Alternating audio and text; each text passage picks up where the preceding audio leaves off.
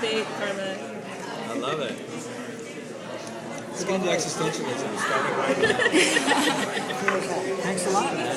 I got on the street in LA. I like the fact that you wear hats on the shows. Yeah. Because I got my one son and the other son hooked up with hats. It's like about 12 of them between 15. His brother's a musician, so he's got lots of hats. Cool, man. Very cool. Yeah, that's really Jeff Easton's imagination. We wanted to sort of bring the Rat Pack era into modern times, and between Jeff's imagination and stuff we've collaborated on, and our costume center stuff in the Mass Landscape, we sort of came up with a look. And, it's fun. It's a great way to get into the character.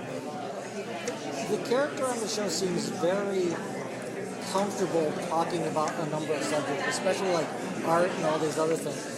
Is that something you happen to know, or you just, the dialogue is written so it's easy for you to remember? Well, it's sort of case specific. There are times when I try to culture myself as much as I could before I went into the shooting and familiarize myself with the white collar world. But Jeff Easton has a massive imagination, so what I always try to do, I'll get an email like this, for example. A few days ago I got an email, and the only body of the email was, "Can you ride a horse?" Okay, so that's the heads up again. So all I know is that in a week or 2 weeks I will be riding a horse on television. So he kind of gives me a heads up. He did something outside my wheelhouse, but I also try to take some of my downtime to go to galleries, familiarize myself with the world, and so but it's case specific. Do you love the wardrobe, or is it just like being in a uniform? No, not at all. I think the wardrobe is actually essential for the character. But you personally? You mean, do I like getting to wear those clothes? Yeah, do you feel natural in it, or does it feel like you're wearing a uniform? Well, I don't think about it as Matt Bomer when I wear it. I think about it as Neil. You switch. Yeah, he's somebody who has to maneuver in the upper echelons of society, and there's a certain uniform that gives you access to that. And the nicer you dress, the more access you get.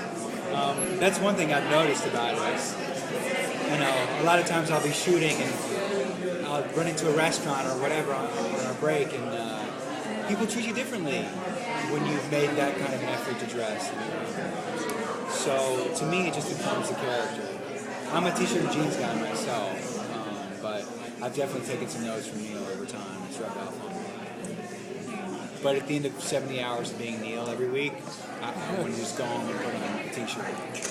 Yeah. So how do you compare playing this character to playing Bryce on Chuck? Well, they're completely different, really. I mean, Bryce was a rogue CIA operative who was really cut and dry, and did not ever let anybody know anything about her. He did not expose any vulnerability. He was very efficient. I think he